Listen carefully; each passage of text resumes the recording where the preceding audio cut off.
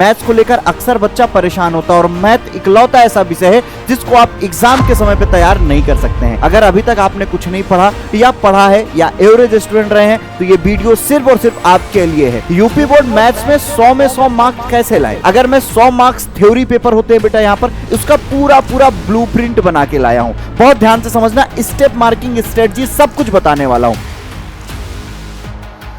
और सच बताऊं, पिछले 6 सालों से हर साल मैंने ये क्वेश्चन लाइन वाइज लाइन फंसाया है। समाकलन से भी 8 नंबर का सवाल बनता है।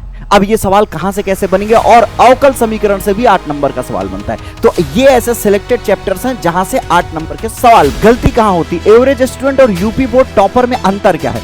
अब जो एवरेज स्टूडेंट है वो क्या करता है? एवरेज स्टूडेंट की गलती क्या है? एनसीईआरटी के एग्जाम्पल स्किप करके, और बाप रे, एवरेज स्टूडेंट क्या करता है? एनसीईआरटी का एग्जाम्पल छोड़ देता है।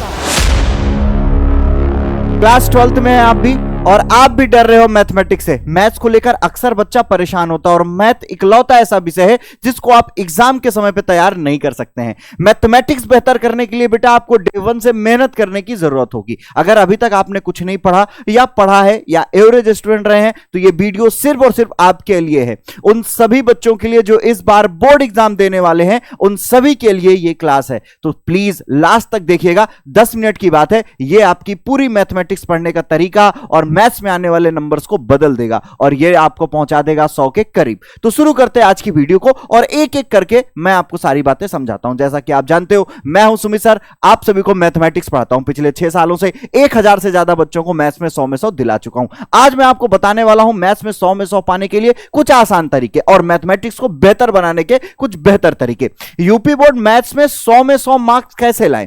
अगर मैं 100 मार्क्स थ्योरी पेपर होते हैं बेटा यहां पर, उसका पूरा ब्लूप्रिंट बना के लाया हूं। बहुत ध्यान से समझना, स्टेप मार्किंग स्ट्रेटजी सब कुछ बताने वाला हूं। सबसे पहले यूपी बोर्ड में मार्क्स कहां कटते हैं, सबसे पहला सवाल है कि यूपी बोर्ड में आखिर मैथ्स के मार्क्स कहां कट जाते हैं, फिर कैसे पढ़ना है, क्या करना है, वो सब कुछ बताऊंगा। तो सबसे पहले बेटा, मैथ्स में फुल मार्क्स लाना कोई लक नहीं है, एक फार्मूला है। ऐसा नहीं कि किस्मत से किसी के 100 में 100 मार्क्स आ जाते हों। दूसरी बात मैं आपको बताऊं, यूपी बोर्ड में एनसीईआरटी की स्ट्रिक्ट स्टेप मार्किंग होती है। अगर मैं आपको सच बताऊं तो इसमें सबसे पहले जो आपको मार्क्स मिलते हैं, जो नंबर यूपी बोर्ड आपको प्रोवाइड करता है, वो स्टेप मार्किंग के होते हैं। बहुत बात इसको ध्यान में रखिएगा, ठीक है। सारी बातें अभी मैं क्लियर करने वाला हूं। UPMSP exam pattern breakdown, 100 marks कैसे लाएंगे। एग्जाम का पैटर्न क्या होता है बेटा? 100 नंबर मिलते हैं और पूरे थ्योरी, मतलब 100 नंबर थ्योरी का मतलब यह है कि इस पे प्रैक्टिकल नहीं होता है। मैथमेटिक्स में आप भी जानते हो 8 नंबर के क्वेश्चन आते हैं बेटा, 3 लॉन्ग क्वेश्चन 8 नंबर के आते हैं, मतलब 24 नंबर आपको यहीं से मिलता है। और सच बताऊं, पिछले 6 सालों से हर साल मैंने ये क्वेश्चन लाइन वाइज लाइन फंसाया है। बात कर रहे हैं क्वेश्चन नंबर 5 की। 5 मार्क्स के क्वेश्चंस आपके पास आते हैं। अब बेटा ये क्वेश्चंस बहुत जरूरी होते हैं क्योंकि स्टेप की सबसे ज्यादा जरूरत इन्हीं पे और इन्हीं पे पड़ती है और सबसे ज्यादा नंबर यहीं पे कटते हैं। तो आओ शुरू करते हैं इस वीडियो को। रियल एक्चुअल वीडियो किधर तरफ लेके जानी है मुझे, और आपको मुझे समझाना क्या है। उससे पहले हाई वेटेज चैप्टर से भी मैं चर्चा करना चाहूंगा। सबसे पहले हाई वेटेज चैप्टर जो है वो है कैलकुलस। अगर मैं आपसे कैलकुलस की बात करूं तो कैलकुलस में सबसे बड़ी गलती आप करते हो, और डिफरेंशिएशन और डेरिवेटिव आपका कमजोर होता है। यकीन मान लो, जिन बच्चों का डेरिवेटिव कमजोर हो गया है वो कभी भी एप्लीकेशन आप डेरिवेटिव अच्छे से नहीं पढ़ पाएंगे। जब आपका डेरिवेटिव कमजोर होगा तो आपको समाकलन कभी अच्छे से नहीं आएगा, और अगर आपको समाकलन नहीं आएगा तो इसी तरह आपका 8वां चैप्टर एप्लीकेशन ऑफ इंटीग्रेशन, समाकलन के अनुप्रयोग खराब हो जाता है। और उसके खराब होने के साथ साथ ही बेटा इस तरह से आप 9वां चैप्टर डिफरेंशियल इक्वेशन भी खराब कर देते हो। 44 नंबर आपके हाथ से चले गए। अब आप फेल होने के कगार पे आ जाते हो 44 नंबर के जाते ही। तो मैं आज बात कर रहा हूं, इससे पहले मैं आपको बताऊं, कैलकुलस में अवकलन सिखाने के लिए कई सारी वीडियोस मैंने डाली हैं। इस वीडियो के बाद जरूर उसको देख लेना। बात करते हैं वेक्टर 3D की, जहां से 18 नंबर बनते हैं। अलजेब्रा की मैं बात करूं, मैट्रिक्स, डिटरमिनेंट, इन सबको मिला के 15 नंबर बनता है। रिलेशन एंड फंक्शन और ITF मतलब इनवर्स ट्रिग्नोमेट्री फंक्शन से 10 नंबर बनता है। प्रोबेबिलिटी से 7 नंबर का, लीनियर प्रोग्रामिंग से 6 नंबर बनता है। कई बार ये नंबर फ्लक्चुएट होते हैं। LPP से 8 नंबर आ जाता है, कई बार LPP से 5 नंबर आ जाता है। 2-4 अप एंड डाउन इसमें मिलते हैं। अब सबसे जरूरी बात यह है कि मैथमेटिक्स अगर अभी तक आपने कुछ नहीं पढ़ी है तो आगे आप कैसे पढ़ोगे, या आप किस तरह से मैथमेटिक्स को बेहतर बना सकते हो। अब 2 मिनट उस पर बात कर लें, इसके आगे फिर हम ये सारी बातें करते रहेंगे।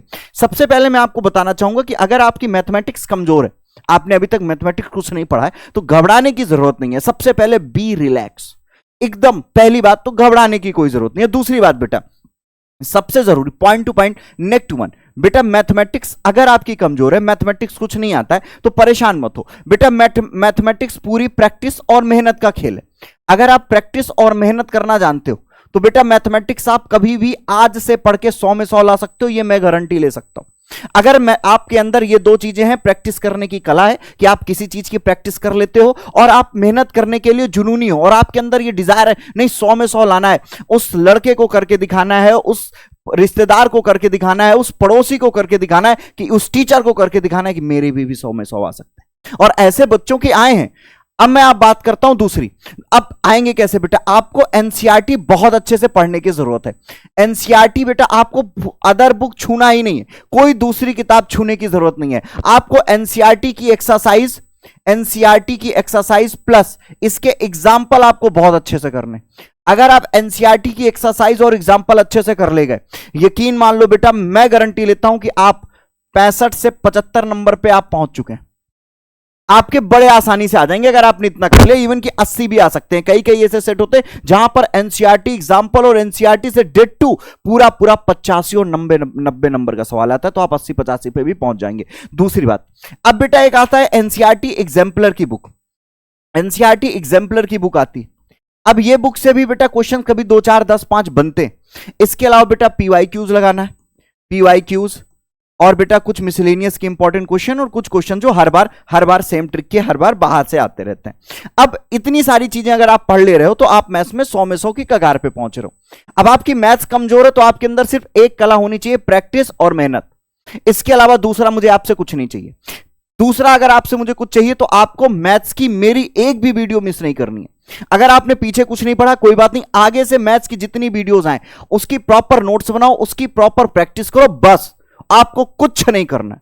क्योंकि मैं सब कुछ कवर करा रहा हूं, एनसीईआरटी कवर करा रहा हूं, एक्सरसाइज करा रहा हूं, एग्जाम्पल करा रहा हूं, एनसीईआरटी एग्जाम्पलर भी कराऊंगा, पीवाईक्यूज भी करा रहा, और बेटा मिसलेनियस के इंपॉर्टेंट क्वेश्चन और जो बाहर से क्वेश्चन आते हैं वो मैं सब कुछ करा रहा हूं। आपके अंदर अगर प्रैक्टिस और मेहनत की कला है तो आप मैथ्स की मेरी सारी क्लासेस आपको करनी है, एक भी क्लास मिस नहीं करनी है। अगर आप इतना कर ले जा रहे हो तो मैं तुम्हारा भाई, तुम्हारा टीचर गारंटी लेता है 100 में 100 तुम्हें पहुंचाने की। इसके आगे की मैं आपसे बात कर रहा हूं। इसके आगे की बात क्या है बेटा, गारंटीड 8 मार्क्स के क्वेश्चन, 8 नंबर के सवाल आते कहां कहां से, इसके बारे में भी सुन लो, क्योंकि भैया हर बार करा रहा हूं, हर बार फंसा रहा हूं, तो आते कहां कहां से, मैट्रिक्स से आते हैं। अब मैट्रिक्स मेथड, मैट्रिक्स यहां लिखा हुआ है इन्वर्जन, मैट्रिक्स इन्वर्जन जो आपने पढ़ा है 4.5 एक्सरसाइज आपने पढ़ी, 4.5 एक्सरसाइज पढ़ी है, जहां पर बेटा आपके साथ क्या होता है, लीनियर इक्वेशन दी रहती है, मैट्रिक्स रैखिक समीकरण में आपको मैट्रिक्स दी रहेगी ऐसे ax1 by1 cz1 equal to d1, ठीक है, a2 ax2 by2 c2z2 d2, ठीक है। इसके बाद बेटा ax3 by3 then c3 z3 ऐसे करके आप समझ लो d3, ये आपके पास होगा। जब ये आपके पास होगा बेटा तो यहां से आपको मैट्रिक्स मेथड का यूज करके एक्स वाई जेड की वैल्यू निकालनी होती है। क्या करनी होती है बेटा, मैट्रिक्स मेथड का यूज करके आपको क्या करना होता है, एक्स वाई जेड की वैल्यू निकालनी होती है। ऐसा ही कुछ पढ़ा आपने, b y plus c one z, फिर आपने पढ़ा होगा a two x plus b two y plus c two z, और यहां पर a three x plus b three y plus C3Z। यहां पर मैट्रिक्स मेथड का यूज करके आपको क्या करना होता है, एक्स वाई जेड की वैल्यू निकालनी होती है। यहां से एक क्वेश्चन आता ही आता है, हर बार आया है, इस बार भी आएगा, आगे भी आएगा। अगली बात, एलपीपी लीनियर प्रोग्रामिंग से, लीनियर प्रोग्रामिंग आपका रैखिक वो लीनियर प्रोग्रामिंग रैखिक प्रोग्रामम चैप्टर से, जो कि आपका 12वां चैप्टर है, वहां से एक क्वेश्चन हर बार बनता है। वहां पर क्या होता है बेटा, आपको मैक्सिमम और मिनिमम वैल्यू निकालनी होती है, तो वहां से एक क्वेश्चन हर बार बनता आया है। ये इंपॉर्टेंट टॉपिक्स में सॉर्टेड डिस्टेंस, अब 3D से एक क्वेश्चन हर बार बनकर आया, न्यूनतम दूरी, सॉर्टेड डिस्टेंस पे सवाल बनता है कि भैया पैरेलल लाइन के बीच की सबसे न्यूनतम दूरी निकाल दो, जो काट के चली जा रही हो उसके बीच की न्यूनतम दूरी निकाल दो। तो ऐसे इस पर बेटा हर बार एक क्वेश्चन बनता है। दूसरी सबसे जरूरी बात, काटने वाली में तो न्यूनतम दूरी नहीं होती, मतलब स्क्यू सिमेट्रिक लाइन जो होती है, ठीक है, स्क्यू लाइन जिसको बोलते हैं, विषम तली रेखा, उस पर एक क्वेश्चन बनता है, उसके बीच की दूरी निकालनी होती है। अब सबसे जरूरी क्या बात है कि दो रेखाओं के बीच का कोण, यहां से भी क्वेश्चन बनता है, लेकिन 5 नंबर का बनता है। दो रेखाओं के बीच का जो कोण का क्वेश्चन बनता है वो 5 नंबर का बनता है।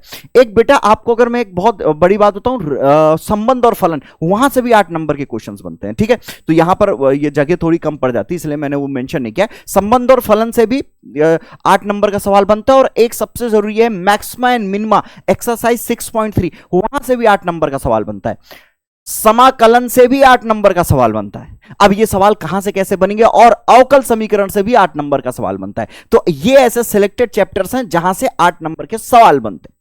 और वो मतलब यानी कि मैं, सुमित सर ने बहुत अच्छे से उस पर पीएचडी कर रखी है, कहां से कैसे देंगे क्या नहीं देंगे। बेटा मैं ओवरऑल सब कुछ पढ़ा देता हूं, कुछ बचता ही नहीं है, इसलिए बेटा हर बार पेपर साथ के साथ उसे फंस जाते हैं। इस बार भी अगर आप सारी क्लासेस कर रहे हो, बिना कोई क्लास मिस करे, प्रॉपर नोट्स बना रहे हो, प्रॉपर मुझे अपना टीचर मान के प्रैक्टिस कर रहे हो, तो यकीन मान लो बेटा आप भी 100 में 100 की रफ्तार में सबसे आगे हो। साथ ही बेटा मैं टेलीग्राम पे डेली प्रैक्टिस क्वेश्चन देता हूं, डेली टारगेट देता हूं, डेली आपको वहां पर आपसे क्वेश्चंस करवा रहा हूं, डेली आपको मैं मेंटोरशिप दे रहा हूं कि ऐसे करना, @ लगाना और सुमित सर विद्याकुल करके सर्च करके वहां पे जुड़ जाना। तो वहां पर आपको सारी चीजें मैं आपको समझा रहा हूं और सारी चीजें आपको मैं बता रहा हूं।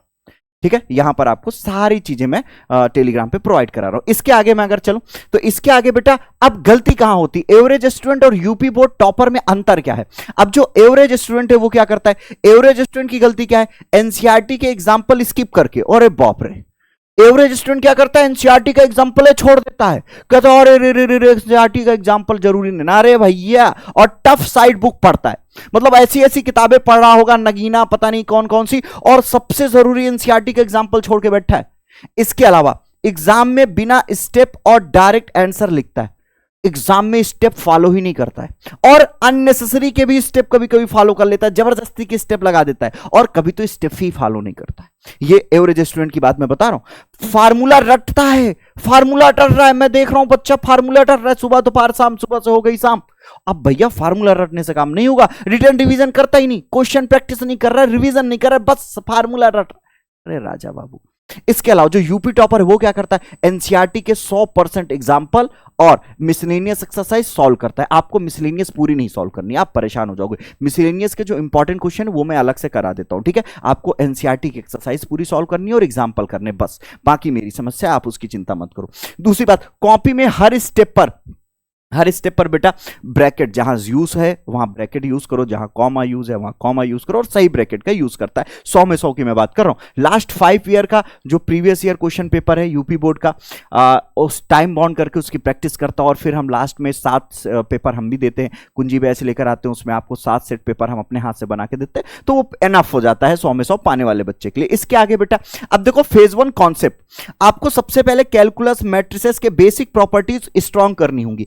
यही कारण बेटा कैलकुलस में सबसे पहली मैंने क्लास ली थी, आओ अवकलन सीखें, और इतने डिटेल से मैंने अवकलन सिखाया था, जिन बच्चों ने अवकलन सीखा होगा आज उनका फेवरेट टॉपिक होगा। अगर आपने भी नहीं सीखा जाके सीख लो, अदरवाइज मैं एक बार और पढ़ा दूंगा। इसके अलावा बेटा NCERT drill, NCERT exercise example का एक एक क्वेश्चन आपको कंप्लीट करें, सबसे फेज 2। फेज नंबर 3 क्या है, इसीलिए बेटा मैं कोई भी एक्सरसाइज शुरू करने से पहले कॉन्सेप्ट क्लियर कराता हूं, फिर एक्सरसाइज कराता हूं, ये that is the best part. आप क्या करते हो, डायरेक्ट सवाल बताओ, अरे ऐसे कुछ नहीं होता भाई। फिर phase 3 PYQ unsolved, UPMSP last 5 year के क्वेश्चन आपको सॉल्व करने, ठीक है। चौथे स्टेप फेज पे आते हैं स्पीड मॉक, 3 घंटे में फुल पेपर कैसे करना है, ये सब बेटा आपको करने हैं दिसंबर टाइम तक, ये सब मैं करवा दूंगा, आप परेशान मत हो। अभी यहां से शुरुआत करते हैं, कॉन्सेप्ट क्लियर करते हैं, एनसीईआरटी ड्रिल और पीवाईक्यू पर बात करते हैं।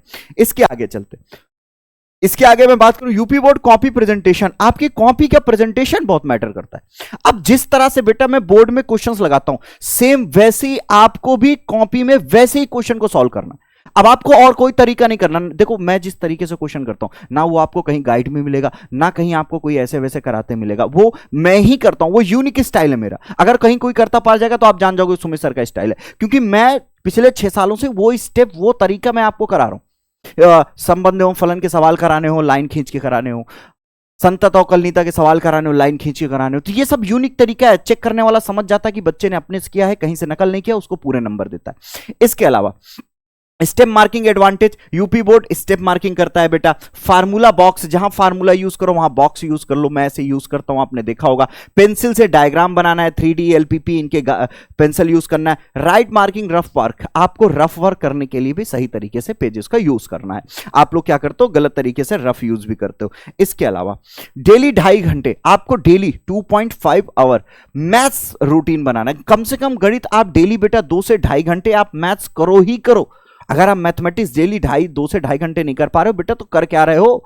You all are a student. No need कि आप खेलने जाओ। वो बचपन की बात थी कि खेलना कूदना जरूरी है, क्योंकि आपकी बॉडी ग्रोथ हो रही होती है। आपकी बॉडी जितनी ग्रोथ होनी थी हो गई। अब 6-7 महीने में तुम जॉन सीना नहीं बन जाओगे।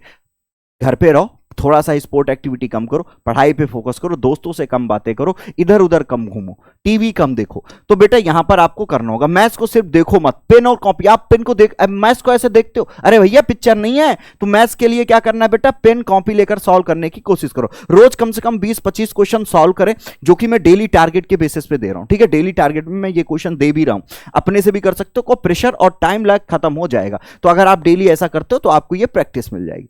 क्लियर है? अब बात करते हैं बेटा ultimate mathematics NCERT text book. 85% direct question यहीं से बनते हैं और एग्जांपल से आते हैं, हर बार का है। सेल्फ फार्मूला कॉपी आपके पास होनी चाहिए, जो मैं फार्मूले कराता हूं, जो बताता हूं, उसकी कॉपी आपके पास होनी चाहिए सेल्फ, जहां पर हर फार्मूले को आप लिख रहे हो, नोट डाउन कर रहे हो। यूपी बोर्ड अनसॉल्व, इसको मैं करवाऊंगा, इसको मैं खुद बना के दूंगा, तो इसको लेकर परेशान मत हो। ये तीनों चीजें मैं करा रहा हूं, आपको सिर्फ मैथ्स की क्लास लेने आना है और इसके अलावा कुछ नहीं करना, अगर आप आना चाहते हो तो। अगली और लास्ट की 1-2 बातें और बची हुई हैं। टॉपर का, मैथ्स में 100 में 100 लाना कोई सपना नहीं है, डिसिप्लिन और प्रैक्टिस का रिजल्ट है। अगर आप डिसिप्लिन और प्रैक्टिस करते हो तो 100 में 100 आप पा जाओगे बेटा। अब की बार यूपी बोर्ड मैथ्स में 100 में 100 पार, ये नारा लगाना है और हर उस घर में मिठाई लेके जाना है जिन्होंने कहा था तुमसे नहीं होगा, तुम्हारी गणित कमजोर है, गणित बहुत कठिन है, उन सबको मिठाई खिलाना है और वो मिठाई मेरी तरफ से होगी। ठीक है प्यारे बच्चों, तो मैं उम्मीद करता हूं रेडी टू स्कोर 100 में 100। बेटा सारे बच्चे 100 में 100 स्कोर करने के लिए तैयार हो जाओ, कमेंट करो, तुम भी पढ़ोगे और वादा करो सुमित सर आपकी एक भी क्लास मिस नहीं करेंगे और जैसा आपने बताया वैसी प्रैक्टिस करेंगे और मेहनत करेंगे। मिलेंगे अगली वीडियो में, तब तक के लिए बाय बाय। शेयर करना और लाइक करना अगर ये वीडियो अच्छी लगी, कमेंट करके बताना और एक एक चीज को फॉलो करना। जय हिंद प्यारे बच्चों, और इस बार 100 पार। थैंक यू प्यारे बच्चों, इस बार 100 की स्ट्रेटजी बनाते हैं और 100 पे पढ़ाई करते हैं। ठीक है, thank you and love you, और मिलते हैं अगली क्लास में। Thank you, bye bye, love you all.